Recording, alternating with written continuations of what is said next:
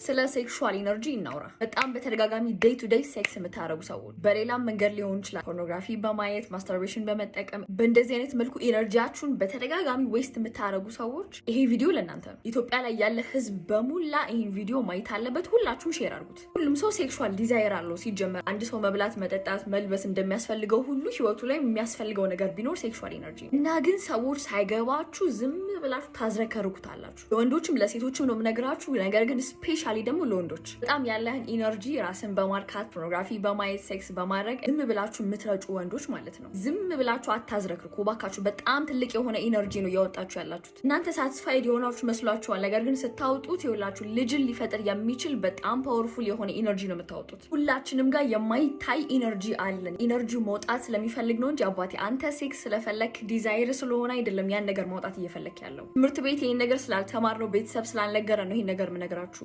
ያንን ኢነርጂ ግን ሪዳይሬክት ማድረግ ትችላላችሁ። ያንን ፓወርፉል የሆነ ልጅን ሊፈጥር የሚችል በጣም ፓወርፉል ኢነርጂ በመስራት ክሪኤቲቭ በመሆን ትልልቅ ነገሮችን መስራት ትችላላችሁ። በመቆጠብ ነው የምላችሁ። በጣም ግን ዝም ብላችሁ የምታዝረከርኩ ከሆነ በጣም ከሁሉም ሴቶች ጋር የምታኙ ከሆነ ኢነርጂያችሁን የምታባክኑት ከሆነ ህይወታችሁ ላይ ምን እንደሚፈጠር ልንገራችሁ። በጣም ልፍስፍስ ነው የምትሆኑት። ወንዶች በተለይ በጣም ልፍስፍስ ደካማ ምናምን ነው የምትሆነው። አንቺን ብትሆኚ ሴትም ከሆንሽ ኢነርጂውን ስትይዢው በጣም ሴትነትሽ እየወጣ ነው የሚሄደው። የምር ቼክ ብታረጉ በጣም the strongest form of energy ሴክሹዋል ኢነርጂ ነው። ይሄንን ኢነርጂ ፕሮቴክት አድርጋችሁ መጠቀም ከቻላችሁ የትኛውም አይነት የህይወት ዘርፎቻችሁ ላይ በጣም ውጤታማ መሆን ትችላላችሁ። ያንን ኢነርጂ መጠቀም ከቻላችሁ። ካልሆነ ግን ኮንሲስተንትሊ ያላችሁ ኢነርጂ ስለሆነ እንዴት መጠቀም እንዳለባችሁ ካላወቃችሁ ዝም ብላችሁ ታውጡታላችሁ። ወደ ላይ መውጣት አይችልም። ክሬቲቪቲያችሁ ይዘጋል። ኤቭሪቲንግ ድፍን ነው የምትሆኑት። ዓለም ላይ ትልቅ ነገር የፈጠሩ ሰዎች በሙላ ማለት ነው ልንገራችሁ፣ ይሄንን ኢነርጂ ማስተር ያደረጉ የተጠቀሙ ሰዎች ናቸው። ስፔሻሊ ወንዶች ዝም ብላችሁ ታዝረከርኩ ይውላ አባቴ የ3 ቀን የቁርስ የምሳ እራት